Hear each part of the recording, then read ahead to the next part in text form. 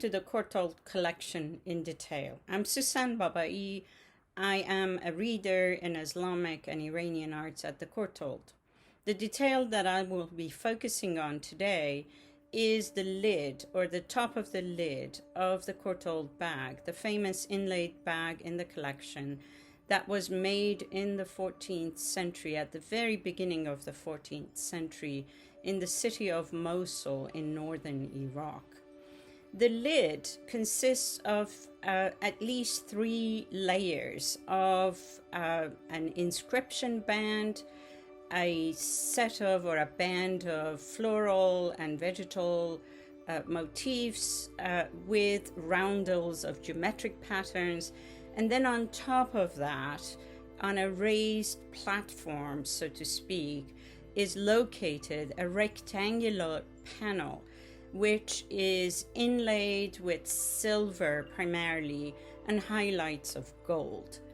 This central panel is unlike anything else on this bag and is a rather unique example of a quasi-narrative subject matter in metalwork of this period.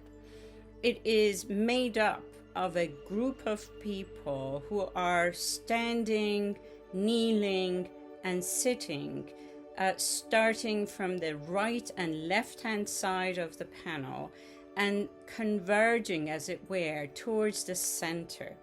At the very center, there is a large figure, larger than the rest, whose sort of inlaid segments of the legs have been lost now, so you get to see the dark brass background, but that we recognize this figure, looking at it very carefully, to be a woman, a figure of a woman who is larger than the rest and is very centrally located, which indicates that she is more important than everyone else in this very unusual scene.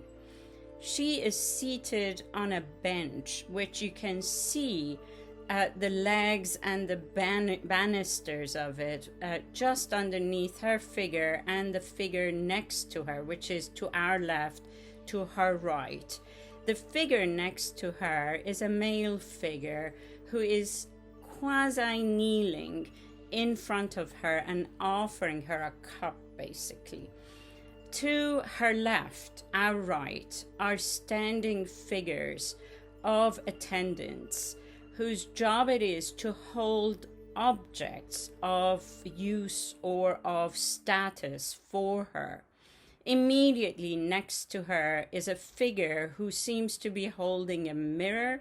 You can see the roundel of a face as if it is holding it, or he's holding it in front of her face. So we get the reflection of the face facing us, the viewers, on the exterior of, or standing outside of the object.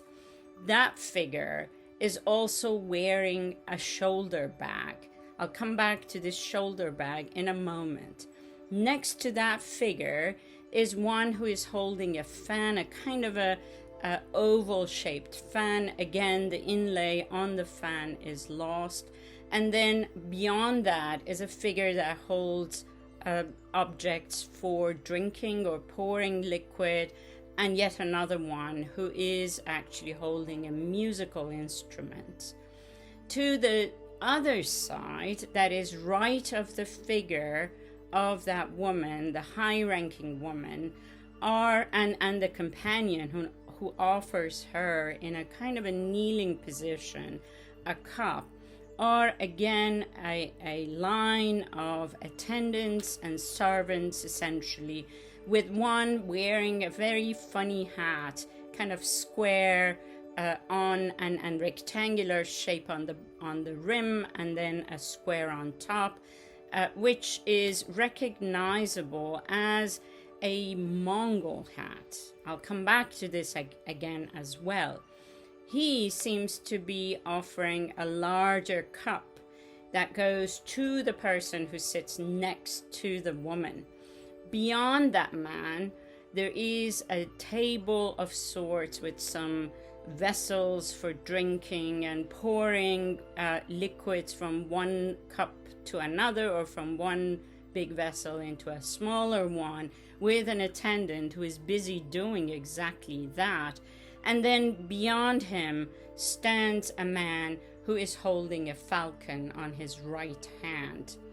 All of these are implements and objects that indicate this to be a feast or a drinking party, perhaps, and that its focus of attention is on that woman seated at the center of the rectangular frame, and everyone around her is serving her needs at this feasting event.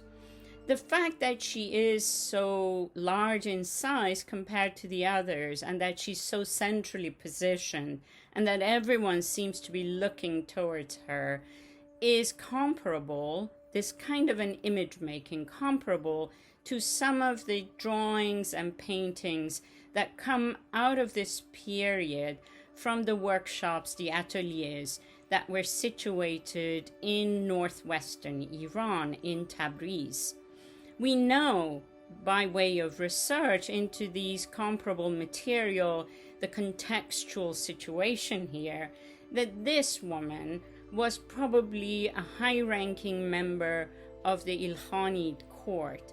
These are the family of the Mongols, of Genghis Khan and his descendants, who ended up ruling Western Asia, Iran and Iraq of today, and that their center was the city of Tabriz in northwestern Iran, but they commissioned works of art from everywhere in this vast territory they had conquered, where skillful work like metalwork was made in centers such as Mosul. This was an important, in other words, important royal commission, for which we are now pretty much confident the design for this lid was sent from the royal workshops, royal ateliers in Tabriz, where such figural representations appear in manuscripts with illustrations at this very time. That she is a khatun, a high-ranking woman, in fact someone for whom probably the Khan, the ruler, the Mongol ruler, the Il-Khanid ruler, had commissioned this work, is based on, again, comparatives and material culture and histories of this period that show that women held a very high position in the court of the Il-Khanids, and that this bag actually holds a scene like that, which seems to be referencing the function of the bag itself, in that an attendant is wearing a shoulder bag. The actual Courtauld bag is in fact one that we understand to have been worn over the shoulder. It has loops on the sides through which you could pass leather or silk material so that you can hang the bag over the shoulder. In any case, the festivities depicted on this scene in a kind of a conventions of the time, figural conventions of the time, which are comparable to drawings and paintings of this period. The fact that this woman's attendant is carrying a bag, which is like the bag that she's wearing, are all indications that this bag belonged to such a woman, and that it was used as a symbolic ceremonial object in such gatherings as a court feasting or reception.